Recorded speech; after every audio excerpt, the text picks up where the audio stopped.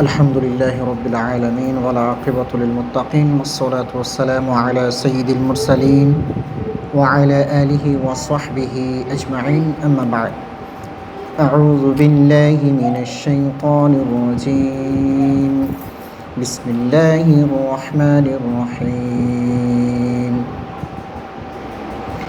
بل اتبع الذين ظلموا أهواءهم بغير علم فمن يهدي من أضل الله وما لهم من ناصرين فأقم وجهك للدين حنيفا فطرة الله التي فطر الناس عليها لا تبديل لخلق الله ذلك الدين القيم ولكن أكثر الناس لا يعلمون منيبين إليه واتقوه وأقيموا الصلاة ولا تكونوا من المشركين من الذين فرقوا دينهم وكانوا شيعا كل حزب بما لديهم فرحون صدق الله العظيم اللهم صل على محمد وعلى آل محمد كما صليت على إبراهيم وعلى آل إبراهيم إنك حميد مجيد اللهم بارك على محمد وعلى آل محمد كما باركت على إبراهيم وعلى آل إبراهيم إنك حميد مجيد সাপ্তাহিক তাফসিরুল কুরআন মাহফিলে উপস্থিত সম্মানিত মুসলিম কেরাম, আমরা সকলে মহান আল্লাহ সুবহানাহু ওয়া তাআলার দরবারে কৃতজ্ঞতা জানাই, কৃতজ্ঞতা প্রকাশ করছি। সকলে বলি আলহামদুলিল্লাহ। সেই সাথে দুরুদ এবং সালাম প্রেরণ করি আখিরি নবী সৈয়দুল মুরসালিন মুহাম্মদুর রাসূলুল্লাহ সাল্লাল্লাহু আলাইহি ওয়াসাল্লামের প্রতি।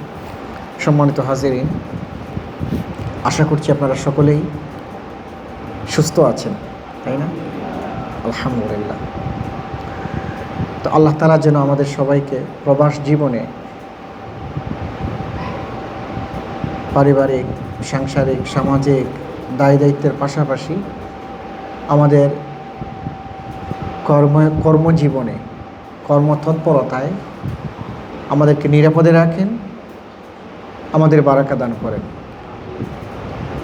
যারা অসুস্থ আছেন আমরা তাদের জন্য দোয়া করি, আল্লাহ তাআলা তাদেরকে শিফা আজিলা কামিলা দান করুন।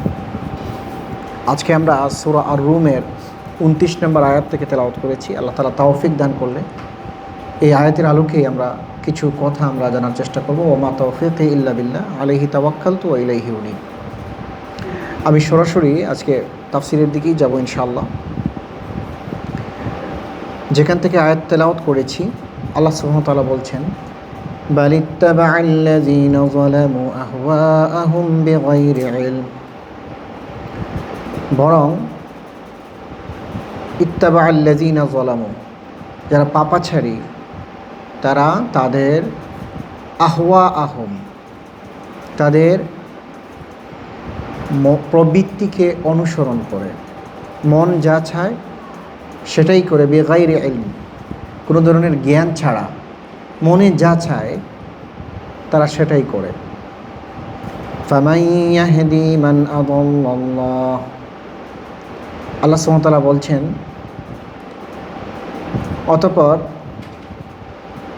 আল্লাহ যাকে চান তাকে তিনি হেদায়েত দান করেন। আল্লাহ যাকে চান, আল্লাহ যদি কাউকে গুমরাহ করেন, মান আদাল্লাল্লাহ, আল্লাহ যাকে গুমরাহ করেন, পথভ্রষ্ট করেন, তাকে মাইয়াদি, কে পথ নির্দেশনা দিতে পারে। সাধারণত আমরা জানি যে হেদায়েত শব্দের অর্থ দুটি। একটা হলো যে পথ দেখানো, হেদায়েত মানে কি? পথের নির্দেশনা দেওয়া, পথ দেখানো। আর আরেকটা হচ্ছে যে পথ তো দেখলেন, গন্তব্যস্থলে পৌঁছার তৌফিক লাভ করা। অনেকেই পথের সন্ধান পায় কিন্তু গন্তব্যে পৌঁছার নসিব সকলের হয় না, তার আগেই ঝরে পড়ে যায়। তো পথ দেখানোর দায়িত্ব হচ্ছে নবী রাসূলদের। যুগে যুগে নবী রাসূলগণ দুনিয়াতে এসেছেন, তারা তাদের কওমকে, জাতিকে তারা পথ নির্দেশনা দিয়েছেন, পথের দিশা দিয়েছেন। কিন্তু অনেক সময় কওমের লোকজন সেটা গ্রহণ করেছে, অনেক সময় গ্রহণ করে নাই। কিন্তু পথের নির্দেশনা দিলেই যে তারা হেদায়েত প্রাপ্ত হয়ে যাবে, তারা যে গন্তব্যে পৌঁছে যাবে, এটার দায়িত্ব কোনো নবী রাসূলের নাই, কোনো মানুষের নাই দুনিয়ার। গন্তব্যে পৌঁছানোর দায়িত্ব কার? আল্লাহ সুবহানাহু ওয়া তাআলা। যদি কাউকে তিনি তৌফিক দেন তাহলে সেই সঠিক জায়গায় পৌঁছতে পারে। ফেরাউনকে মূসা আলাইহিস সালাম পথ দেখিয়েছেন, দেখেন নাই? শুধু একা না, তার ভাইকে সঙ্গে নিয়ে দিনের কথা বলেছেন, পথের দিশা দিয়েছেন। কিন্তু সেই ফেরাউন সেই পথে তো চললই না, উল্টু পথের বাধা হয়ে দাঁড়ালো। একইভাবে নমরুদ, কারুন, ছোটো বড় অনেক লোকজনকে আল্লাহ রাব্বুল আলামিন নবী রাসূলদের মাধ্যমে পথের সন্ধান দিয়েছেন, কিন্তু তারা সেই পথ গ্রহণ করে নেয়। আবু জেহেল রাসূল সাল্লাম যখন তাকে পথের দিশা দেখিয়েছেন, হেদায়েতের রাস্তা দেখিয়ে দিয়েছেন, কিন্তু সেই আবু জেহেলের হেদায়েত লাভ করা তার নসিবে আসে নাই, আবুল আহাবের নসিব হয় নাই। তো এই জন্য নবী রাসূলদের দায়িত্ব হলো পথ দেখানো। সে একইভাবে তাদের উম্মত যারা যুগে যুগে কিয়ামত পর্যন্ত দুনিয়াতে আসবে, যারা ইমানদার হবে, মুমিন হবে, তাদেরও দায়িত্ব হচ্ছে মানুষকে পথ দেখানো। গন্তব্যে পৌঁছার মালিক কেবলমাত্র কে? পৌঁছানোর মালিক আল্লাহ সুবহানাহু ওয়া তাআলা। তৌফিক যদি তিনি দেন তাহলে হয়তো কেউ গন্তব্যে পৌঁছতে পারে।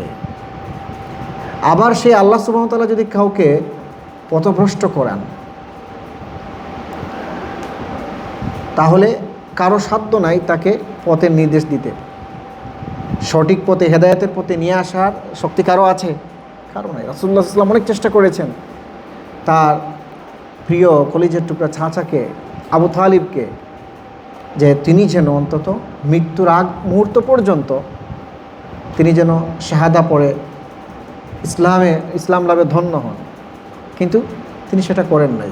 অনেক চেষ্টা করার পরেও রাসূলুল্লাহ সাল্লাল্লাহু আলাইহি ওয়াসাল্লাম সফল হন নাই, কারণ আল্লাহ রাব্বুল আলামিন তাকে হেদায়েত দেন নাই, তার নসিবে নাই, এই জন্য তার পক্ষে সম্ভব হয় নাই। তো একইভাবে আজকালও বহু মানুষ আছে সত্য ধর্ম কোনটা, পথ কোনটা সেটা জানে, কিন্তু এরপরেও এই পথে আসা তার নসিব হচ্ছে না। তো আল্লাহ রাব্বুল আলামিন এখানে বলছেন যে যেই সমস্ত মানুষগুলো জ্ঞান ছাড়াই মনে যা চায় সেই কাজগুলোই করে আর মনে করে যে আমরা দ্বীনের পথে আছি, আমরা হেদায়েতের পথে আছি, আল্লাহ তাআলা বলছেন তাদের ব্যাপারে যে আসলে ওরা পথভ্রষ্ট। এই পথভ্রষ্টরা কেবলমাত্র নিজের নফসের অনুসরণ করে, মন যা চায় তাই করে। আল্লাহ রাব্বুল আলামিন এদের অন্তরে সিল মেরে দিয়েছেন, এদের পক্ষে আর পথ প্রাপ্ত হওয়া সম্ভব নয়। এই কথাগুলি এখানে আল্লাহ রাব্বুল আলামিন বলছেন। ওয়ামা লাহুম মিন নাসিরিন, আর যাদেরকে আল্লাহ রাব্বুল আলামিন গুমরাহ করেছেন, পথভ্রষ্ট করেছেন, তাদের জন্য কোনো সাহায্যকারী নেই। অর্থাৎ কিয়ামতের দিন তাদের পক্ষে কোনো নবী রাসূল কেউই তাদের পক্ষে শাফায়াত আর করবে না। দুনিয়াতে তো পার পাবেই, কিন্তু কিয়ামতের দিন তাদের জন্য কোনো সাহায্যকারী হবে না। ফাকিম ওয়াজহাকা লিদ-দীনি হানিফা, এরপরে আল্লাহ তাআলা বলছেন, হে নবী আপনি ওয়াজহাকা লিদ-দীনি হানিফা, আপনি আপনার নিজেকে দ্বীনের জন্য একনিষ্ঠভাবে আপনি নিজের মধ্যে দ্বীন প্রতিষ্ঠা করুন। ফিতরাতাল্লাহিল্লাতী ফাতারান নাস আলাইহা, ফিতরাতাল্লাহ মানে আল্লাহর ফিতরাত মানে প্রকৃতি।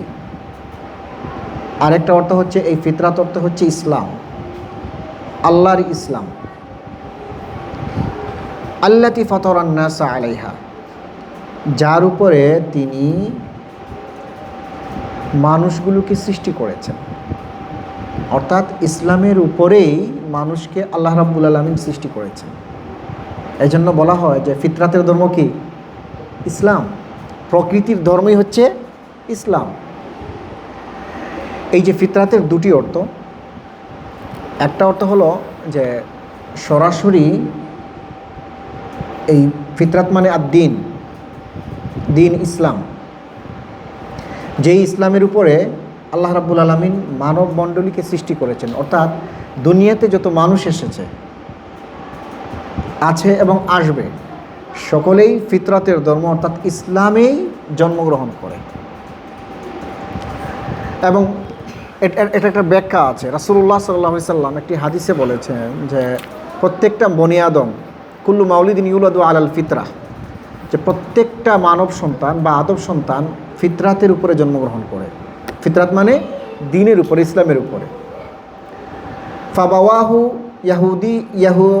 ইয়াহুদিয়া আও ইয়ানসুরান, যে অতঃপর তার বাবা যদি ইহুদি হয় অথবা নাসারা হয় অথবা অন্য কোনো ধর্মের হয়, ওই পরিবেশের কারণে সেই সন্তানটিও অন্য ধর্মের দীক্ষা লাভ করে আস্তে আস্তে করে ইসলাম থেকে সে বাহির হয়ে যায়। কথাটা কত চমৎকার না? প্রত্যেকটা বনি আদম, মানব সন্তান, আদম সন্তান ফিতরাতের উপরে জন্মগ্রহণ করে, ধর্মের উপরে, ইসলামের উপরে। কিন্তু পরিবেশের কারণে তারা সেই ধর্মের উপরে আর থাকে না। আস্তে আস্তে যদি মা অথবা বাবা অথবা তাদের দুজনই অথবা পরিবেশ যদি এমন হয় যে অন্য ধর্ম, গায়রুল্লাহ, গায়রে দিন, এমন যদি জিনিস হয় যেই দিকে প্রভাবিত করে, তখন এই সন্তানগুলো প্রভাবিত হয়ে যায় এবং তারা আস্তে আস্তে ইসলাম থেকে খারিজ হয়ে যায়। তো কোরআন কারীমের আয়াত এবং আল্লাহ রসুলের হাদিস থেকে এটা আমরা বুঝলাম, মানব সন্তান প্রত্যেকেই ইসলামের উপরে জন্মগ্রহণ করে। বুঝতে পেরেছেন? এরপরে আল্লাহ তাআলা বলছেন, লা তাবদিলা লি খালকিল্লাহ, তোমরা আল্লাহর ফিতরাতকে, আল্লাহর সৃষ্টিকে তোমরা পরিবর্তন করো না। তাহলে আমরা বুঝলাম এই ফিতরাত শব্দের একটা অর্থ হচ্ছে ইসলাম, এবং এই ইসলামের উপরে প্রত্যেকটা বনি আদম, প্রত্যেকটা মানব সন্তান জন্মগ্রহণ করে। পরে আল্লাহ তাআলা বলছেন, এই যে ধারাবাহিকতা আল্লাহ সুবহানাহু ওয়া তাআলার সৃষ্টির, যেই কারণে আল্লাহ তাআলা তোমাদেরকে দুনিয়াতে সৃষ্টি করেছেন ইসলাম দিয়ে, ধর্ম দিয়ে, এটাকে তোমরা পরিবর্তন করো না। লা তাবদিলা আয় লা তুবাদ্দিলু, যে তোমরা পরিবর্তন করো না। যেই মানব সন্তানগুলো দুনিয়াতে ইসলামের উপরে জন্মগ্রহণ করেছে তাদেরকে তোমরা ডাইভার্ট করে দিও। এটা হলো একটা অর্থ। আরেকটা তাফসীর হচ্ছে, ফিতরাতের অর্থ হচ্ছে সাধারণত মানুষকে জ্ঞান দেওয়া, সমঝ দেওয়া, দীক্ষা দেওয়া। যে আল্লাহ রাব্বুল আলামিন প্রত্যেকটা মানুষকেই পৃথিবীতে মেধা দিয়ে সৃষ্টি করেছেন, জ্ঞান দিয়ে সৃষ্টি করেছেন। শেষে তার জ্ঞান দিয়ে সে স্রষ্টাকে জানতে পারে, কে আল্লাহ, কিভাবে তাকে সৃষ্টি করা হয়েছে। এই জিনিসগুলো মানুষ তার জ্ঞান দিয়ে, মেধা দিয়ে জানতে পারে। তো আল্লাহ তাআলা যেটা বলছেন, তো এই মেধা দিয়েই আমি মানুষকে সৃষ্টি করেছি। অতএব লা তাবদিলা লি খালকিল্লাহ, তোমরা তোমাদের জ্ঞানকে অপচয় করো না, অযথা তোমরা নষ্ট করো না, হেলায় নষ্ট করো না। অনেক মানুষ অনেক মেধাবী, কিন্তু দেখা যায় যে কখনো কখনো সে ঝরে পড়ে যায়। ক্লাস 5-এ, ক্লাস 10-এ, মেট্রিকে অনেকে ভালো রেজাল্ট করে, কিন্তু পরবর্তী সময়ে অলসতার কারণে আর সামনে আগাতে পারে না, নষ্ট হয়ে যায়। অথবা কর্মজীবনে খুবই কর্মঠ, খুবই মেধা রাখে, বিভিন্ন জিনিসগুলো খুবই সহজে সে আয়ত্ত করতে পারে, কিন্তু অলসতা করে বন্ধুদের পাল্লায় পড়ে, খারাপ মানুষের পাল্লায় পড়ে তার সেই মেধাটা নষ্ট করে ফেলে। এটা অপচয় করা। তো এটা একটা অর্থ হলো ফিতরাত, যে মেধা, জ্ঞান আল্লাহ তাআলা মানুষকে দিয়েছেন এবং এটার উপর মানুষকে সৃষ্টি করেছেন। পরবর্তী সময়ে সেই মেধা এবং জ্ঞানকে মানুষ নষ্ট করে ফেলে। তো আল্লাহ তাআলা বলছেন যে তোমরা তোমাদের যে মেধা দেওয়া হয়েছে এটাকে তোমরা পরিবর্তন করো না, এটাকে নষ্ট করো না। তাহলে আমরা বুঝলাম এই আয়াতের তাফসীর থেকে যে ফিতরাত শব্দের অর্থ হচ্ছে ইসলাম, এবং এই ইসলামটা আল্লাহ পাক সৃষ্টি করেছেন এবং এই ইসলামের উপরে প্রত্যেকটা মানব সন্তানকেই আল্লাহ তাআলা সৃষ্টি করেছেন। অতএব যেই সন্তানগুলো দুনিয়াতে এসেছে ইসলামের উপরে, আমরা যেন তাদেরকে পরিবর্তন না করি, তাদেরকে ডাইভার্ট না করে দেই, এমন কোনো শিক্ষা দীক্ষা না দেই যেন তারা ইসলাম থেকে দূরে চলে যায়। আল্লাহ তাআলা আমাদের সন্তানগুলোকে যে ফিতরাতের উপরে জন্মগ্রহণ করেছে করবে, সেই ফিতরাতে যেন আমরা রাখতে পারি। আল্লাহ তাআলা আমাদেরকে তৌফিক দান করুন। যালিকাদ দীনুল কাইয়্যিম, এরপরে আল্লাহ তাআলা বলছেন এটাই সুপ্রতিষ্ঠিত দিন, এটাই হচ্ছে সুপ্রতিষ্ঠিত ইসলাম। ওয়ালাকিন্না আকসারান নাসি লা ইয়ালামুন, কিন্তু ওয়ালাকিন মানে কিন্তু, আকসারান নাসি অধিকাংশ মানুষ, লা ইয়ালামুন জানে না, না জানার কারণেই আল্লাহর এই সৃষ্টিকে তাবদিল করে ফেলে, পরিবর্তন করে ফেলে। মুনিবিনা ইলাইহি ওয়াত্তাকুহু ওয়া আকিমুস সালাহ ওয়া লা তাকুনু মিনাল মুশরিকিন। মুনিবিনা মূলত এখানে আরেকটা শব্দ আছে কুনু, হও, তোমরা হও মুনিবিনা একনিষ্ঠভাবে আল্লাহর দিকে মুতাওয়াজ্জা হও, আল্লাহর দিকে তোমরা ধাবিত হও বা আল্লাহর দিকে ফিরে আসো বা আল্লাহপন্থী হও। ওয়াত্তাকুহু, সেই সাথে তোমরা আল্লাহকে ভয় করো। ওয়া আকিমিস সালাহ, আর সালাত কায়েম করো। তিনটা কথা আল্লাহ তাআলা বলছেন, তোমরা আল্লাহমুখী হও, আল্লাহকে ভয় করো, আর সালাত কায়েম করো, নামাজ কায়েম করো। তো যারা আল্লাহমুখী হয়, দুনিয়ামুখী না, অনেক মানুষ আছে দুনিয়ামুখী, আছে না? বিলকুল আল্লাহকে, সে দুনিয়াতে কেন এলো, কিভাবে এসেছে, কি দায়িত্ব তার, এটা বিলকুল তার জানা নাই। শুধু দুনিয়া কামাই করতে চায়, দুনিয়াই চায়, দুনিয়ার পিছনেই শুধু দৌড়ায়। তো এখানে আল্লাহ তাআলা বলছেন যে না, শুধু দুনিয়ার পিছনে তোমরা ঘুরো না, বরং আল্লাহর দিকে ফিরে আসো। মুনিবিনা ইলাইহি, তোমরা আল্লাহমুখী হও এবং সেই সাথে সে আল্লাহকে ভয় করো, তাকওয়া অর্জন করো। তো আল্লাহমুখী হওয়া এবং আল্লাহকে ভয় করা, যে কেউ বলতে পারে যে আমি আল্লাহমুখী আছি, আল্লাহরে আমি চাই, আল্লাহরে ভয়ও করি। তো এটার দৃশ্যমানটা কী হবে, এটা প্রকাশ হবে কিভাবে?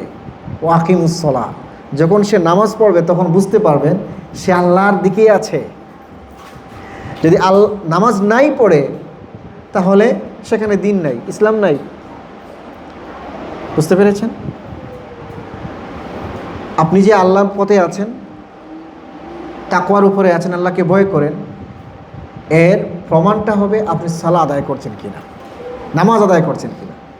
যদি আপনার মাঝে সালাত থাকে, নামাজ থাকে, তার মানে আপনি আল্লাহকে ভয় করেন, আপনি আল্লাহকেই চান। নামাজ ছেড়ে দিয়ে আল্লাহকে পাওয়া যাবে না। বহু মানুষ আছে আমাদের দেশে, নামাজ পড়ে না, রোজা রাখে না, কিছুই নাই, কিন্তু সে বলে ফানাফিল্লাহ, সে আল্লাহর ধ্যানে মগ্ন আছে, একেবারে সে আল্লাহরে পেতে চায়, আল্লাহরকে মহব্বত করে। হ্যাঁ, আছে না এমন মানুষ? আবার কিছু পাশাপাশি কিছু এমন মানুষও আছে, যদি বলেন ভাই যে এই লোকটা আল্লাহরে বলতেছে, আল্লাহরে পছন্দ করে, এই জন্য ফানাফিল্লাহ হয়ে গেছে, মানে কি একেবারে পাগলের মতো থাকে। হ্যাঁ, চুলগুলো খুব জটা চুলওয়ালা থাকে, কাপড়গুলো ময়লা থাকে, আর বাকিটা নাই বললাম। লোকজন বলে সে আল্লাহর খুব মহব্বত করে, কিছু লোক বলে। তো আল্লাহরে যদি মহব্বত করবে তাহলে তো সে পবিত্রই হবে। ইন্নাল্লাহা ইউহিব্বুল মুতাতাহহিরিন, আল্লাহ তাআলা বলেছেন আল্লাহ পছন্দ করেন পবিত্র মানুষগুলোকে, যারা পাক পবিত্রতা অর্জন করে, পবিত্র থাকে, ময়লাযুক্ত থাকে না, আল্লাহ তাদেরকে পছন্দ করেন। এখন একটা লোক, তার পাশে দিয়ে যাওয়া যায় না, মারাত্মক দুর্গন্ধ শরীরের মাঝে, কাপড়গুলো ময়লা ময়লা হতে হতে মনে হয় যে জামার উপরে একেবারে আবরণ, আস্তরণ বসে গেছে, চুলগুলো জটা হতে হতে মনে হচ্ছে কয়েক বছর যাবৎ গোসল করে নাই। এমন মানুষ সে আল্লাহর মহব্বতে কেমনে পাগল হয়? সে তো পরিষ্কারই না। সুবহানাল্লাহ। এরপরে নামাজ পড়ে না, নামাজ তো নাই। লোকজন বলে যে মনে মনে সে সালাত আদায় করে নেয়। আচ্ছা, মনে মনে কি নামাজ পড়া যায়? যেই সালাত রাসূল ইসলামের উপর ফরজ হয়েছে মুসলমানদের জন্য, মুমিনদের জন্য, আল্লাহ রাসূল কি কোনোদিন একটা ওয়াক্ত নামাজ মনে মনে পড়েছেন? সাহাবায়ে কেরামগণ মনে মনে নামাজ পড়েছে? ভণ্ডামি এগুলো। আপনি আল্লাহকে কতটুকুন মহব্বত করেন, আল্লাহকে কতটুকুন চান, এটার প্রমাণ হবে নামাজের মধ্য দিয়ে। নামাজ নাই, আল্লাহর সাথে কোনো কানেকশন নাই। তো আল্লাহ তাআলা এখানে বলছেন এই তিনটা জিনিস, যারা আল্লাহমুখী হবে, তাকওয়া অর্জন করবে, আর সালাত কায়েম করবে, তারাই প্রকৃত অর্থে মুমিন, তারাই আল্লাহকে মহব্বত করে। পাশাপাশি আল্লাহ তাআলা বলেছেন ওয়ালা তাকুনু মিনাল মুশরিকিন, তোমরা মুশরিকদের অন্তর্ভুক্ত হইও না, যারা শিরিক করে তাদের অন্তর্ভুক্ত হইও না। তার মানে কি, এই তিনটা কাজের যে কোনো একটা যদি কেউ ছেড়ে দেয়, আল্লাহমুখী নাই, দুনিয়ামুখী, আল্লাহর ভয়ও করে না, নামাজ পড়ে না, তার মানে হলো সে মুশরিক হয়ে যাচ্ছে। কি হয়ে যাচ্ছে? মুশরিক। কাজেই বুঝতে পারছেন যে বিষয়টা কত গভীরে আল্লাহ তাআলা আলোচনা করছেন। আল্লাহমুখী হতে হলে তাকওয়া লাগবে আর নামাজ পড়া লাগবে। রাসূলুল্লাহ সাল্লাল্লাহু আলাইহি ওয়াসাল্লাম বলেছেন যে এই আয়াত থেকে অনেক মুফাসসিরিনে কেরাম বলেছেন যারা ইচ্ছা করে নামাজ ছেড়ে দেয় তারা শিরিক করে। ইচ্ছা করে যারা সালাত ছেড়ে দেয় এটা কি করে? শিরিক করে। এটা সত্য, এটা কথা বলেছেন। হাদিস শরীফে রাসূল সাল্লাল্লাহু আলাইহি ওয়াসাল্লাম বলেছেন মান তারাকা সালাতান মুতাআম্মিদান ফাকাদ কাফার। যে ইচ্ছা করে, মান তারাকা সালাতান মুতাআম্মিদান, মুতাআম্মিদান ইচ্ছা করে, তারাকা মানে ছেড়ে দেয়, সলাতান মানে নামাজ, ইচ্ছে করে নামাজ ছেড়ে দিয়েছে, আল্লাহ নবী বলেন ফাকাদ কাফার, সে কুফরি করল। চিন্তা করতে পেরেছেন কত ভয়ানক কথা। সুতরাং নামাজ হচ্ছে এমন একটা ইবাদত যে ইবাদতের মাধ্যমে আপনি আল্লাহর সাথে কানেক্ট হয়ে যাবেন। আরও অনেক অনেক ফজিলত আছে নামাজের। কাজেই এখানে আমরা যারা আছি আমরা যেন কখনো নামাজ না ছাড়ি, ইচ্ছে করে যেন নামাজ না ছাড়ি। অনেকে কাজে থাকেন, কাজে যান, হয়তো ওইভাবে টাইম মেনটেন করতে পারেন না, কিন্তু সালাত আদায় করতে হবে। সালাত ছাড়া যাবে না, সালাত আদায় করতেই হবে। যখনই আপনি কাজ থেকে ফিরবেন সালাত আদায় করা লাগবে। তাই আল্লাহ তাআলা যেন আমাদেরকে যথাসময়ে 5 ওয়াক্ত সালাত আদায় করার তৌফিক দান করেন। মিনাল্লাযীনা ফাররাকু দীনাহুম ওয়া কানু শিয়আ কুল্লু হিজবিন বিমা লাদাইহিম ফারিহুন। এর আগের আয়াতে আল্লাহ তাআলা বলছেন তোমরা মুশরিকদের মধ্যে শামিল হইও না বা অন্তর্ভুক্ত হইও না। এবারে আবার বলছেন মিনাল্লাযীনা ফাররাকু দীনাহুম, এবং ওই সমস্ত মানুষেরা যারা তাদের দিনকে বিভক্ত করে ফেলেছে, ওয়াকানু শিয়া, এবং ওই সমস্ত মানুষ যারা বিভক্তির মাঝে শামিল হয়ে গেছে, দিনকে যারা বিভক্ত করেছে আর নিজেরা বিভক্ত হয়ে পড়েছে, তোমরা তাদের সাথেও শামিল হইও না। দিনকে বিভক্ত করা মানে কি? দুনিয়াতে বহু ধর্ম আছে, যেই সমস্ত ধর্মে মূলত আল্লাহর সাথে শিরিক করা হয়। মুসলমানদের মধ্যে অনেক গ্রুপ আছে, অনেক দল আছে, আছে না? কিন্তু মৌলিকভাবে সবাই কিন্তু এক আল্লাহর ইবাদত করে না? এক রাসূলের অনুসরণ করতে গিয়ে বাড়াবাড়ি করছে, কিছুটা ছাড়ছে, কিছুটা কমাচ্ছে, কিছুটা বাড়াচ্ছে, কিন্তু রাসূল ছাড়া কি অন্য কারো ইবাদত করে, মানে অনুসরণ করে না? এক আল্লাহ ছাড়া কি কারো ইবাদত করে মুসলমানরা? করে না। কিন্তু মুসলমানের বাহিরে গিয়ে যত ধর্ম পৃথিবীতে আছে সকলে কিন্তু এক সত্তার ইবাদত করে না। যারা আল্লাহর সাথে শিরিক করে, আপনি হিসাব করে দেখুন, যারা মুশরিকিন আছেন, ইহুদি, খ্রিস্টানদের বিশ্বাস ভিন্ন রকমের, ইহুদিদের অন্য রকমের, হিন্দুদের তো মাশাআল্লাহ অনেক বিশ্বাস, বৌদ্ধদের এক ধরনের, মানে প্রত্যেকে কিন্তু আল্লাহর সাথে শিরিক করে যাচ্ছে। তারা তাদের ধর্মকে বিভক্ত করে ফেলেছে এবং নিজেরাও এই বিভক্ত ধর্মের মাঝে শামিল হয়ে গেছে। তো আল্লাহ তাআলা বলছেন তোমরা তাদের মতো হইও না, তাদের মতো হওয়ার সুযোগ নেই। যারা এক আল্লাহ ছাড়া অন্যকে শরিক করে আল্লাহর সাথে, তাদের মাঝেও ওই শরিক নিয়েও ভেদাভেদ আছে না? আমাদের দেশগুলোতে যেটা হয় যে আমরা দেখি এক এক দেশে, আমাদের দেশে যে পূজা হয়, বড় পূজা হলো এক ধরনের মূর্তি। ইন্ডিয়াতে যান, সেখানে আরেক ধরনের মূর্তির হচ্ছে বড় পূজা। আবার খ্রিস্টান ভাই বোনদের মাঝেও বিশ্বাসের ক্ষেত্রে পার্থক্য আছে। ইহুদিদের মাঝে পার্থক্য আছে।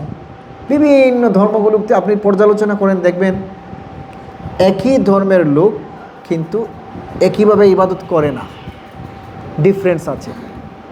একমাত্র মুসলমান যে সে যাই করুক আল্লাহর সাথে শরিক করে না, আর রাসূল ইসলামের সুন্নাহ ছাড়া চিন্তা করে না। হয়তো এই কাজগুলো করতে একটু বাড়াবাড়ি করে। কি আপনারা এমন কোনো জায়গায় পেয়েছেন যে বাংলাদেশিদের মসজিদ এই জন্য কোনো আরবি মসজিদে নামাজে আসে না, অথবা আরবদের মসজিদ বাংলাদেশিরা যায় না? পাইছেন এটা কোথাও?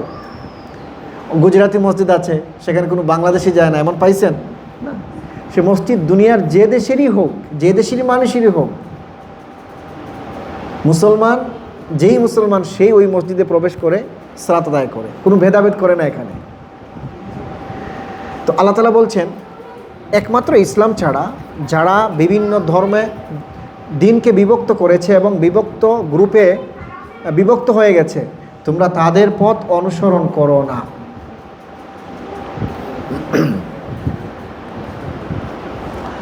কুল্লু হিজবিম বিমা লাদাইহিম ফারিহুন। এরপর আল্লাহ তাআলা বলছেন যে এই বিভক্ত দলগুলো প্রত্যেকেই মনে করে যে তারাই হকের পথে প্রতিষ্ঠিত এবং এই জন্য তারা আনন্দের মাঝে থাকে।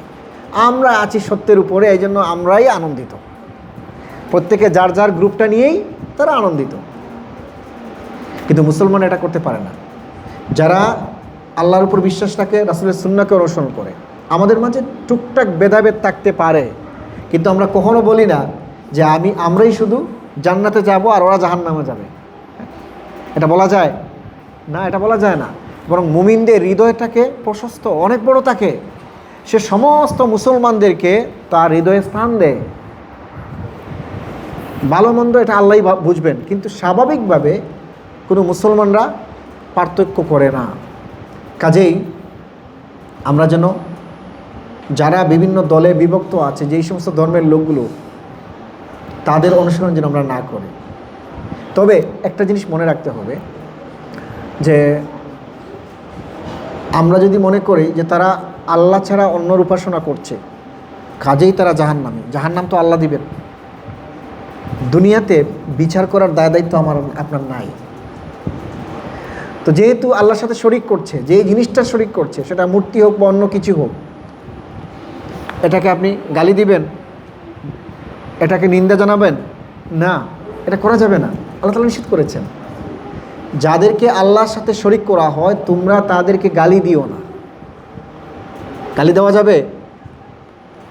আল্লাহ তাআলা এরপরে বলছেন যদি তোমরা তাদেরকে গালি দাও তাহলে ভুলবশত এদের অনুসারীও আল্লাহকে গালি দিবে। কোনো অমুসলিমের বিশ্বাসের ভিত্তিতে যে মূর্তি বানানো হয় সেটাকে কোনো মুসলমানরা গালি দিতে পারবে না। ভাঙ্গা তো দূরের কথা, আক্রমণ করা তো দূরের কথা, আল্লাহ তাআলা নিষেধ করে দিয়েছেন। কারণ আপনি যেটা করেন তাহলে তারাও আল্লাহকে গালি দিবে। দ্বিতীয় বিষয় হলো এই যে যারা আল্লাহর সাথে শিরক করছে, তো আপনি মনে করলেন যে তারা মুশরিক। কোরআনের বিভিন্ন জায়গায় আছে যারা শিরিক করে, কুফরি করে, আল্লাহ রাব্বুল আলামিন তাদেরকে জাহান্নামে দিবেন। তো আপনি বললেন তুমি জাহান্নামী, তুমি জাহান্নামেই যাবে। তার সাথে খারাপ আচরণ করলেন, তাকে হেয় করলেন, ছোটো করে দেখলেন, এটা করা যাবে? এটা করা যাবে না। মানবিক মর্যাদা সম্মান তাকে দিতে হবে। কেননা আল্লাহ রাব্বুল আলামিন তাকে সম্মান দিয়েই সৃষ্টি করেছেন, মর্যাদা দিয়ে সৃষ্টি করেছেন। ওয়াত্তিনি ওয়াজ্জাইতুন ওয়া তুরি সিনিন ওয়া হাযাল বালাদিল আমিন লাকাদ খালাকনাল ইনসানা ফি আহসানি তাকওয়িম। প্রত্যেকটা মানুষকে আল্লাহ তাআলা সর্বোত্তম অবয়ব দিয়ে সৃষ্টি করেছেন। প্রত্যেকটা মানুষ হচ্ছে আল্লাহ রাব্বুল আলামিনের সৃষ্টির সম্মানিত অংশ। এই জন্য তাকে গালি দেওয়া যাবে না, তাকে মন্দ বলা যাবে না, তাকে সম্মান দিতে হবে, মর্যাদা দিতে হবে। এমনকি প্রত্যেকটা মানুষই হচ্ছে আদম আলাইহিস সালামের সন্তান। ইয়া বানি আদম বলেছেন আল্লাহ তাআলা, বানি আদম, ওয়ালাকাদ কাররামনা বানি আদম, আমি বনি আদমকে সম্মান দিয়েছি, মর্যাদা দিয়েছি। সেই বনি আদমে যেমন একজন মুসলমান আছেন, ঠিক একইভাবে একজন হিন্দু আছে, বৌদ্ধ আছে, খ্রিস্টান আছে, বা এমন ধর্মের লোক আছে যে ধর্মগুলোর নামই আমরা শুনি নেই, অথবা আল্লাহরে বিশ্বাস করে না, ধর্মই মানে না, এমন লোকও আছে বনি আদমের মাঝে। কাজেই দুনিয়াতে যেই সমস্ত মানুষ আল্লাহকে বিশ্বাস করে না, নিজেদের মন মস্তিষ্ক অনুযায়ী গায়রুল্লাহকে আল্লাহর আসনে প্রতিষ্ঠিত করেছে, অনেকে চাঁদ সূর্যের উপাসনা করে। সূর্যের উপাসক পাইছেন আপনারা? শুনেছেন? কখনো দেখেন নাই? আমি একজনকে দেখেছি, এখনও বিশ্বাস করে, এখনও সূর্যের উপাসনা করে এবং ওটাতে বিশ্বাস রাখে যে শক্তিশালী, সেই হচ্ছে তার রব, গড। তো যেই হোক, এ ধরনেরই মানুষ, তাকে সম্মান দিতে হবে, মর্যাদা দিতে হবে। দুনিয়ার জীবনে আমরা যেন কেউ কাউকে জাহান্নামে পাঠিয়ে না দেই, তাহলে ফিতনার শুরু হবে, বিশৃঙ্খলার সৃষ্টি হবে, অশান্তি সৃষ্টি হবে, সমাজে অশান্তি বিরাজমান হয়ে যাবে, অশান্তি প্রতিষ্ঠিত হয়ে যাবে। কাজেই যতগুলো দল আছে যারা ধর্মকে বিভক্ত করেছে বা বিভক্তির মাঝে নিজেরা জড়িয়ে গেছে, আমরা যেন তাদের মতো না হই। আমরা একনিষ্ঠভাবে আল্লাহর ইবাদত করি, রাসূলুল্লাহ সাল্লাল্লাহু আলাইহি ওয়াসাল্লামের সুন্নাহকে আঁকড়ে ধরার চেষ্টা করি। আল্লাহ তাআলা আমাদের সবাইকে সেই তৌফিক দান করুন। এরপর আল্লাহ সুবহানাহু ওয়া তাআলা মানুষের কিছু ক্যারেক্টারের কথা বলছেন, যে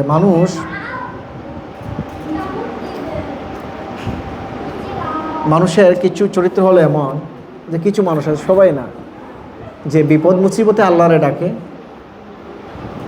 আর যখন বিপদ কেটে যায় তখন আল্লাহরে ভুলে যায়। এমন মানুষ আছে না? আবার খুব সুখে পড়লেও সুখের সময় আল্লাহরে ভুলে যায়, আল্লাহরে আর চিনে না। কখনো বিপদে পড়লে আল্লাহরে ডাকে, আর সুখে পড়লে আল্লাহরে ভুলে যায়, এমন মানুষ আছে। তো তাদের মতো হওয়া যাবে না। মুমিনরা কিন্তু সবসময় সেম স্কেলে থাকে, সে সবসময় তাওহীদের উপরে থাকে, আল্লাহর হুকুম আহকাম মেনে চলার চেষ্টা করে, রাসূলের সুন্নাহকে আঁকড়ে ধরার চেষ্টা করে। বিপদ আসলে তার ইমানের যতটুকু জোর থাকে, বিপদ চলে গেলেও সেই জোর সমানভাবে থাকে। এই ইমানের স্কেলের মাঝে কোনো তারতম্য হয় না। বিপদ থাকলেও সে আল্লাহরে ডাকে, বিপদ কেটে গেলেও আল্লাহরে ডাকে, সুখে থাকলেও আল্লাহরে ডাকে, দুঃখে থাকলেও আল্লাহরে ডাকে। তো এই কথাগুলো আল্লাহ তাআলা চমৎকারভাবে আমাদেরকে উপদেশ হিসাবে দিচ্ছেন। وَإِذَا مَسَّ النَّاسَ ضُرٌّ دَعَوْا رَبَّهُمْ مُنِيبِينَ إِلَيْهِ ثُمَّ إِذَا أَذَاقَهُم مِّنْهُ رَحْمَةً إِذَا فَرِيقٌ مِّنْهُمْ بِرَبِّهِمْ يُشْرِكُونَ وَإِذَا مَسَّ النَّاسَ, যখন মাসা ইয়ামাসু মানে স্পর্শ করা, যখন মানুষকে স্পর্শ করে দুরুন, ক্ষতি, বিভিন্ন ধরনের ক্ষতি হতে পারে, অসুস্থতার ক্ষতি, টাকা পয়সা নুকসানের ক্ষতি, বিপদে পড়ে যাওয়ার ক্ষতি, নানান ধরনের যত ক্ষতি আছে, যত প্রকারের। এই অবস্থায় যখন মানুষ পতিত হয়, তখন কি করে? দাআও রাব্বাহুম, তখন তাদের রবকে আহ্বান করে, মুনিবিনা ইলাইহি, একেবারে একনিষ্ঠ হয়ে,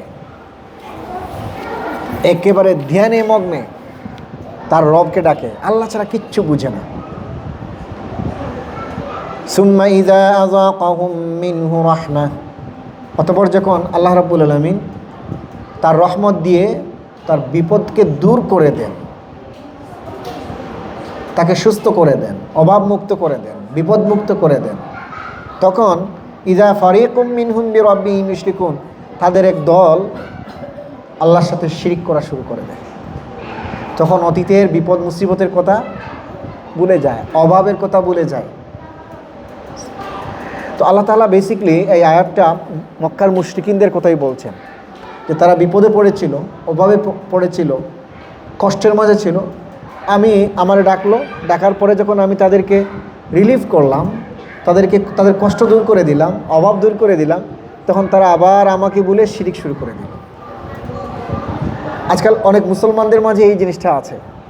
অভাব থাকলে আমরা আল্লাহরে ডাকি, অভাব যখন দূর হয়ে যায় তখন তো আল্লাহরে তো ভুলেই যাই, পাশাপাশি নিত্য নতুন গুনাহের পথগুলো আমরা খুলে বসি।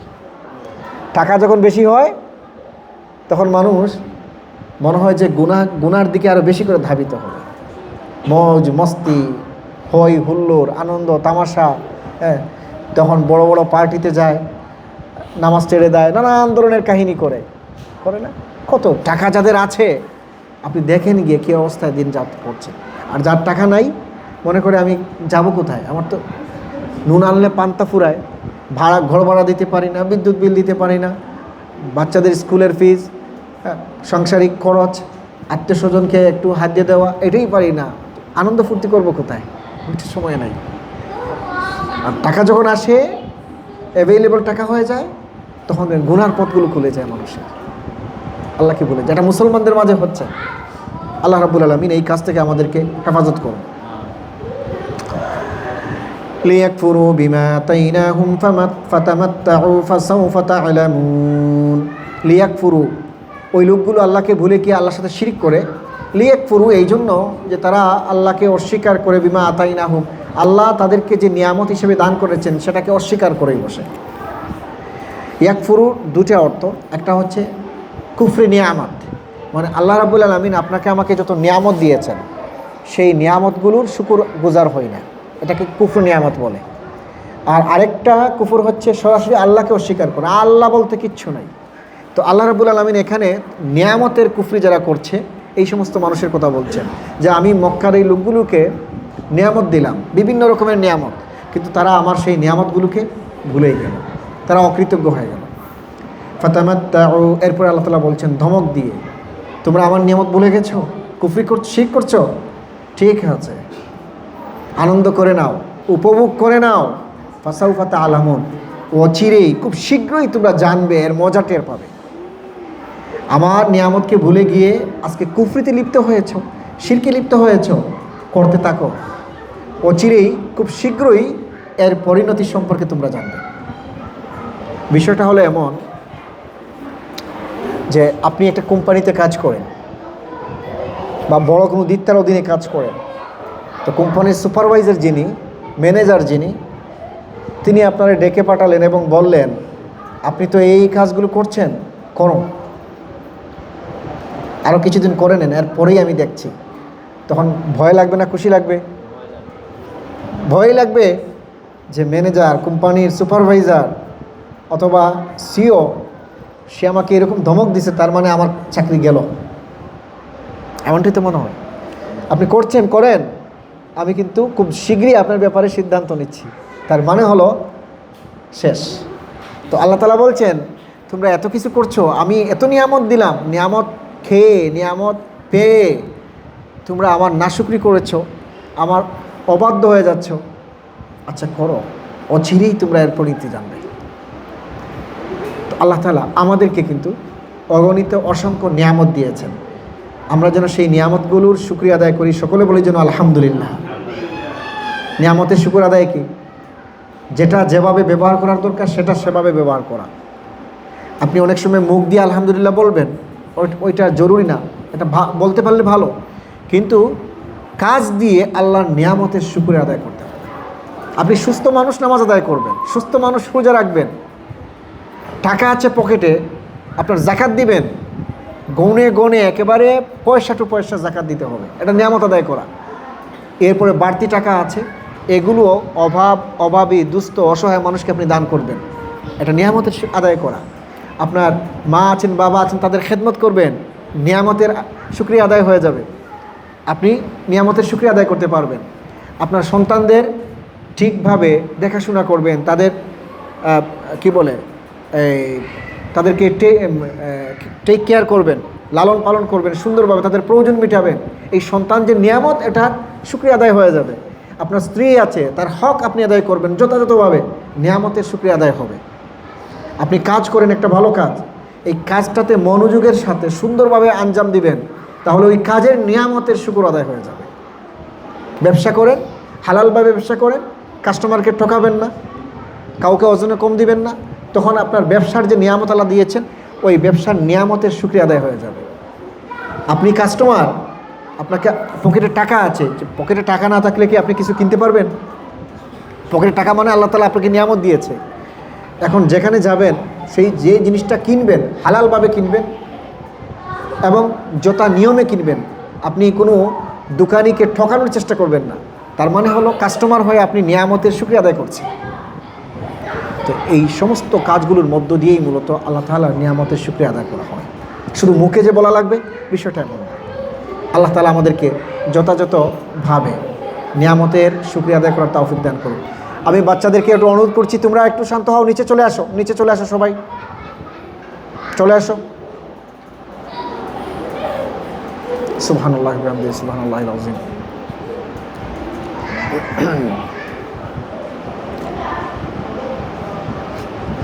أم أنزلنا عليهم سلطانا فهو يتكلم بما كانوا به يشركون। এরপরে আল্লাহ তাআলা বলছেন, যারা মূলত শিরক করে আল্লাহর সাথে, তারা তো কোনো দলিল আদিল্লা ছাড়াই আল্লাহর সাথে শিরিক করে। তারা শিরিক করার পাশাপাশি তারা যে সঠিক ধর্মের উপরে আছে সেটাও কিন্তু বলে না। অনেক মুশরিক মানুষ তারা নিজেদের পক্ষে দাবি করে যে আমাদেরটাই সত্য, আমরা এই রাইট পথে আছি।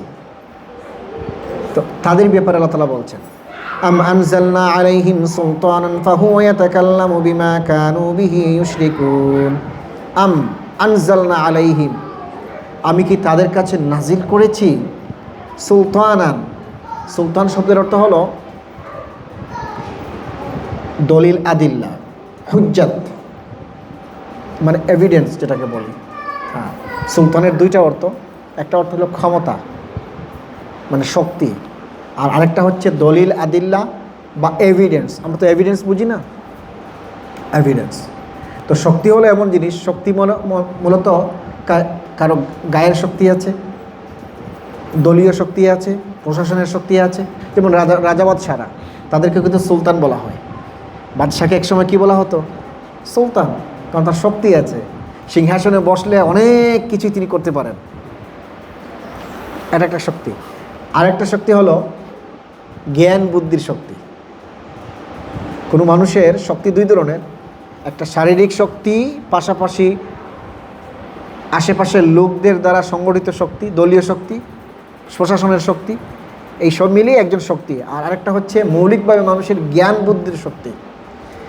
জ্ঞান বুদ্ধির শক্তির উপরে আর কোনো শক্তি দুনিয়াতে হতে পারে না। যার যত ভালো জ্ঞান তিনি সবচেয়ে শক্তিশালী মানুষ। তো যাই হোক, এখানে সুলতান শব্দের অর্থ হলো দলিল আদিল্লা, হুজ্জাত, এভিডেন্স। তো আল্লাহ তাআলা বলছেন, যারা আমার সাথে শিরিক করে, তারা যে শিরিক করছে এ ব্যাপারে কি আমি কোনো দলিল আদিল্লা তাদের কাছে পাঠিয়েছি যে দলিলের ভিত্তিতেই তারা আমার সাথে দুনিয়াতে শিরিক করছে? দেবদেবীর শিরিক করছে, কোনো মানুষকে আমার সমকক্ষ মনে করছে, কোনো সাপকে আমার সমকক্ষ মনে করছে, গরুকে আমার সমকক্ষ মনে করছে, একটা পাহাড়কে সমকক্ষ মনে করছে, চাঁদ সূর্য এগুলোকে আমার সমকক্ষ যারা বানিয়ে নিয়েছে, এই ব্যাপারে কি তাদের কাছে আমি কোনো দলিল নাজিল করেছি নাকি? এই কথাটি আল্লাহ তাআলা বলছেন। ফাহুয়া ইয়াতাকাল্লামু বিমা কানু বিহি ইউশরিকুন, যেই কথার ভিত্তিতে, দলিলের ভিত্তিতে তারা আমার সাথে শরিক করছে। আপনি দেখবেন আল্লাহর সাথে যাদেরকে শরিক করা হয় দুনিয়াতে, বিভিন্ন ধরনের জিনিসগুলো, দেবদেবী থেকে শুরু করে, তাদের সাথে কথা যদি বলেন, তারা আপনাকে অনেক দলিল দিয়ে দিবে। তাদেরটাই যে রাইট, তারাই যে শুদ্ধ পথে আছে, ভালো পথে আছে, সঠিক ধর্মে আছে, তারা আপনাকে অনেক দলিল দিয়ে দিবে। তো আল্লাহ তাআলা বলছেন যে না, এগুলো আমার কাছ থেকে এই দলিলগুলো আসে নাই, এগুলো তাদের মন গড়া তৈরি দলিল, তারা নিজেরাই বানিয়েছে, এটা যার কোনো ভিত্তি নাই। মূলত যাদেরকে আল্লাহর সাথে শরিক করা হচ্ছে, মানুষ থেকে শুরু করে সব কিছু আল্লাহর সৃষ্টি। সব কিছু কার সৃষ্টি? আল্লাহর সৃষ্টি। মাটি দিয়ে যা বানানো হয়, মাটি কার সৃষ্টি? আল্লাহর সৃষ্টি। আকাশে যা আছে, চাঁদ সূর্য, এগুলো কার সৃষ্টি? আল্লাহর সৃষ্টি। মানুষও তো আল্লাহর সৃষ্টি। এই জন্য মাঝে মাঝে অনেক মানুষ শক্তিশালী হয়ে যায়, মানুষের উপাসনা মানুষজন করে। মানুষের কাবাগরে যে 360টা মূর্তি ছিল আপনার এই মক্কা বিজয়ের সময়, সবগুলো বিভিন্ন নামে ছিল, লাত, উজ্জা, মানাত, হবল। এক এক সময় এরা এক এক শক্তিশালী মানুষ ছিল। এই জন্য পরবর্তী জেনারেশন আইসা তাদেরকে আরও শক্তিশালী মনে করে তাদের উপাসনা করা শুরু করলো, এক পর্যায়ে স্ট্যাচু বানিয়ে দিল। সেই মূর্তিগুলো সামনে রেখেই লোকজন উপাসনা করত।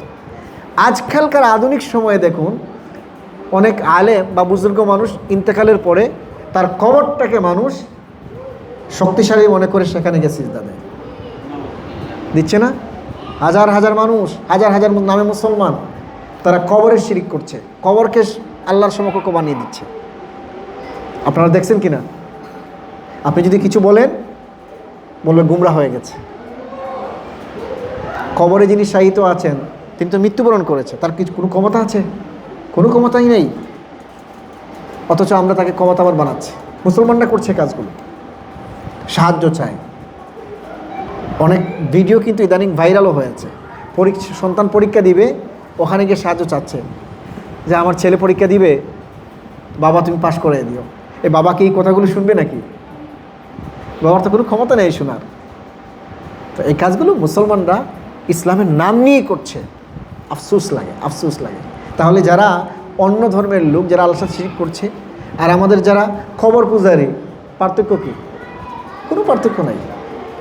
তো আমরা মুসলমানরা যেন এই সমস্ত শিরকি প্রথা থেকে, শিরকি কাজ থেকে নিজেদেরকে হেফাজত রাখতে পারি। আল্লাহ তাআলা আমাদেরকে তৌফিক দান করুন। এরপরে আল্লাহ রাব্বুল আলামিন বলছেন, وَإِذَا أَذَقْنَا النَّاسَ رَحْمَةً فَرِحُوا بِهَا, যখন মানুষেরা, আমি মানুষদেরকে যখন রহমত দেই এবং সেই রহমতটা তারা উপভোগ করে, ফারিহু বিহা, তখন তারা আনন্দিত হয়। আমার রহমত পেয়ে তারা আনন্দিত হয়। রহমতটা বিভিন্ন ধরনের হতে পারে। সুস্থতা একটা রহমত, অনাবৃষ্টি, বৃষ্টি নাই, ফসল হচ্ছে না, হঠাৎ করে আল্লাহ বৃষ্টি দিয়েছেন, এটা একটা রহমত। আপনার পকেটে কোনো না কোনোভাবে টাকা পয়সা এসেছে, আপনার কাজ হয়েছে, এটা রহমত। আল্লাহ তাআলা আপনাকে সন্তান দিয়ে ধন্য করেছে, এটা রহমত। আপনি অসুস্থ ছিলেন, সুস্থ হয়েছেন, এটা আল্লাহর রহমত। তো এই সমস্ত রহমত পেয়ে যখন আল্লাহর বান্দারা খুশি হয়, وَإِن تُصِبْهُمْ سَيِّئَةٌ بِمَا قَدَّمَتْ أَيْدِيهِمْ إِذَا هُمْ يَقْنَطُونَ, আর যখন তাদেরকে তুসিবহুম সাইয়্যাতুন, কোনো ক্ষতি, যখন ক্ষতির সম্মুখীন তারা হয়, বিমা কাদ্দামাত আইদিহিম, তাদের মাঝে সংগঠিত হয়, কোনো ক্ষতি হয়ে গেছে তাদের, অসুস্থতা, অভাব অনটন, নানান ধরনের ক্ষতি, যত ধরনের ক্ষতি আছে, এটা যখন হয়ে যায় তখন তারা কি করে, ইজাহুম ইয়াকনুতুন, তখন তারা আল্লাহর রহমত থেকে নিরাশ হয়ে যায়, হতাশ হয়ে যায়। আল্লাহর রহমতে কি হয়? হতাশ হয়ে পড়ে। আচ্ছা না, কিছু মানুষ আল্লাহর এত ডাকলাম, এরপরে আমার অসুস্থতা দিলেন, আল্লাহর এত ডাকলাম, এরপরে চাকরিটা চলে গেল, এতগুলো নামাজ পড়লাম, জাকাত দিলাম, দান সদকা করলাম, এরপরেও পরিবারের অসুস্থতা কমে না, নানানভাবে পেরেশানি যায় না, এমন অবস্থা করে। মূলত তারা ইমানের স্বাদ পায় নাই, তারা আল্লাহর রহমত থেকে নিরাশ হয়ে গেছে। মুমিন কখনো আল্লাহর রহমত থেকে নিরাশ হয় না। আল্লাহ তাআলা বলেছেন, যারা আল্লাহর রহমত থেকে নিরাশ হয়, ওমাই ইয়াকনাতু রাহমাতি রাব্বি ইল্লা দাল, কেবলমাত্র পথভ্রষ্ট মানুষেরা আল্লাহর রহমত থেকে নিরাশ হয়, হতাশ হয়। যারা পথভ্রষ্ট তারাই আল্লাহর রহমত থেকে হতাশ হয়, নিরাশ হয়। মুমিন কখনো আল্লাহর রহমত থেকে হতাশ হয় না, নিরাশ হয় না। আল্লাহ তাআলা বলেছেন, এই জন্য লা তাকনাতু মির রাহমাতিল্লাহ, তোমরা কখনো আল্লাহর রহমত থেকে নিরাশ হবে না। কাজেই এখানে আমরা যারা আছি, যারা এই অনুষ্ঠান ভিডিওর মাধ্যমে দেখবেন, মিডিয়ার মাধ্যমে যারা আল্লাহ তাআলার এই কথাগুলো শুনবেন, অনুরোধ থাকবে, বিপদ মুসিবত, দুঃখ, অভাব অনটন, এগুলো আমাদের জীবনে আসবে। আসলে পরে যেন আল্লাহর রহমত থেকে আমরা নিরাশ না হয়ে যাই, বরং আমরা এটা মনে করব, আল্লাহ আমার ইমানের পরীক্ষা নিচ্ছেন, যে আমি কতটুকু এর মধ্যে এই মধ্য দিয়ে আমি সবর করতে পারি, আল্লাহর প্রতি বিশ্বাস রাখতে পারি, এটা আল্লাহ দেখতে চান। যুগে যুগে শুধু আমরা না, আল্লাহর বান্দা, এই আমরা সাধারণ মুসলমানরা না, আল্লাহ তাআলা অনেক শক্তিশালী মুসলমানদেরকেও এরভাবে পরীক্ষা নিয়েছেন। এমনকি নবী রাসূলরাও এই পরীক্ষা দিয়েছেন। খুব কম সংখ্যক নবী আছেন যারা দুনিয়াতে বাদশাহী করেছেন। দুনিয়ার বাদশাহ, রাজা বাদশাহ কয়জন নবী ছিলেন? জি, মাশাআল্লাহ, 2 জন। অগণিত অসংখ্য নবী রাসূল পৃথিবীতে এসেছেন, তার মাঝে দুজনের কথা বলা হয়েছে যারা বাদশাহ ছিলেন। কে কে ছিলেন? মাশাআল্লাহ, যুলকারনাইন, তিনি নবী ছিলেন কি রাসূল ছিলেন এই নিয়ে মতভেদ আছে, কিন্তু যার নাম কোরআনে এসেছে তিনি হচ্ছেন সুলাইমান, আর তার বাবা দাউদ আলাইহিসসালাম। বাবা ছিলেন রাষ্ট্রের প্রধান, সেই সূত্রে ছেলেও রাষ্ট্রেরই প্রধান হলেন না, গোটা দুনিয়ার একজন বাদশা হয়ে গেলেন। সুবহানাল্লাহ। এই দুইজন নবী ছাড়া প্রায় নবীরা কষ্ট করেছেন, পরিশ্রম করেছেন, আর তাদের সময়ে তাদের লোকজন, এলাকার মানুষজন তাদেরকে কষ্টও দিয়েছে, তাদেরকে মিথ্যাবাদী বলেছে, তারপরে লুবি বলেছে, এরপরে কি বলেছে যে তুমি ফিতনার সৃষ্টি করছো, এই বলে কষ্ট দিয়েছে, তাদের উপর হাত উঠিয়েছে, মেন্টালি টর্চার করেছে, ফিজিক্যালিও টর্চার করেছে। বহু নবী রাসূল তাদের কওমের নির্যাতনের শিকার হয়ে নিজের গ্রাম ভিটে মাটি ছেড়ে আরও বহু দূরে অন্য দেশে চলে গেছেন, এমন আছে না? অনেক নবী রাসূল অসুস্থ ছিলেন, দীর্ঘদিন অসুস্থ ছিলেন। একজন নবীর নাম বলেন তো, অসুস্থ ছিলেন তিনি? মাশাআল্লাহ, আইয়ুব আলাইহিস সালাম। এই সূরা আম্বিয়াতে তার ঘটনাগুলো গিয়েছে। তিনি অসুস্থ ছিলেন দীর্ঘদিন, 1 মাস 2 মাস না, অনেক দিন অসুস্থ। অনেক দিন অসুস্থ থাকার পরে আল্লাহ তাআলা বলেছেন, যেটা কোরআনে উঠে দিয়েছেন, রব্বি আন্নী মাসানিয়াদ দুররু ওয়া আনতা আরহামুর রাহিমিন। হে রব, আমি তো মারাত্মকভাবে অসুস্থ হয়ে পড়েছি। তিনি বলেন নাই যে আমারে সুস্থ করে দাও, পাগল হয়ে যান নাই। তিনি বলেছেন আনতা আরহামুর রাহিমিন, আপনি হচ্ছেন রহমান রহিম দয়ালু। এতটুকুনি বলেছেন যে আমি অসুস্থ মারাত্মকভাবে, আর আপনি হচ্ছেন রহমান। এই যে ছোট্ট একটা কথা, এটা এত পাওয়ারফুল, এত শক্তিশালী যে আল্লাহ রাব্বুল আলামিন সঙ্গে সঙ্গে তাকে সুস্থ করে দিয়েছেন। সুবহানাল্লাহ। তার সব হারিয়ে গিয়েছিল, এলাকার মানুষজন তাকে তাড়িয়ে দিয়েছে, পরিবারের সংসারের মানুষজনও আইয়ুব আলাইহিস সালামকে ছেড়ে চলে গিয়েছিল, মারাত্মক অসুস্থতা ছিল। পরে আল্লাহ তাআলা তাকে সব দিয়েছেন। তারপরে আরও একজন নবী যাকে মাছ খেয়ে ফেলেছিল, নাম কি ওনার?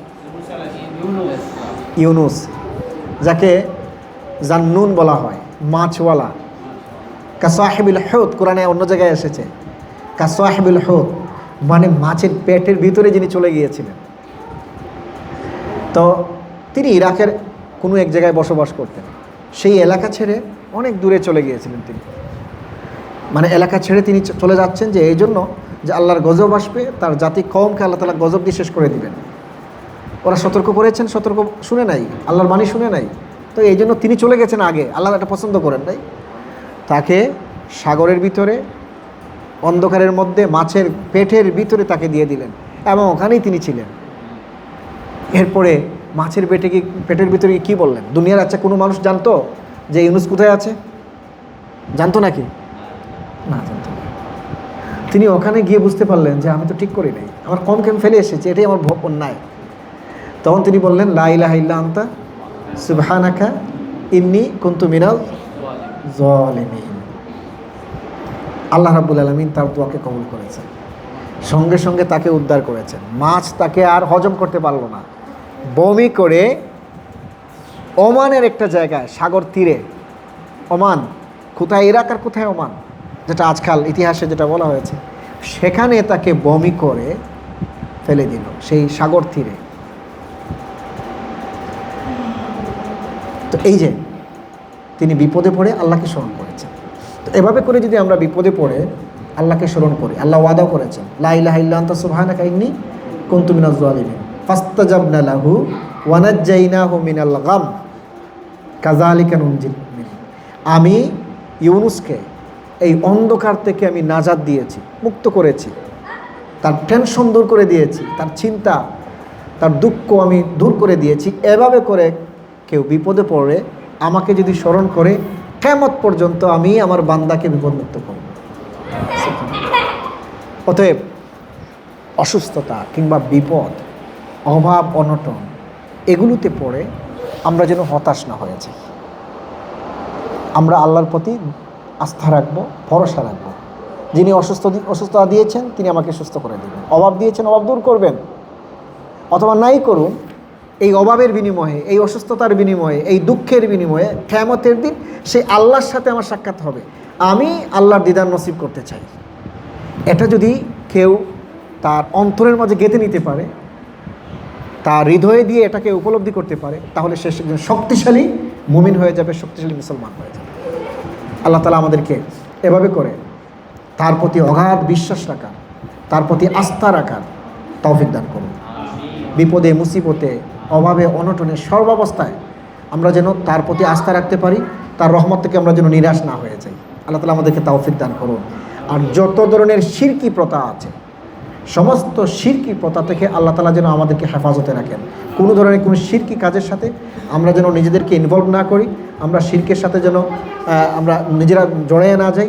আল্লাহ তাআলা আমাদেরকে শিরক থেকে হেফাজতে রাখুন। ওয়া আখিরু দাওয়ানা আলহামদুলিল্লাহ।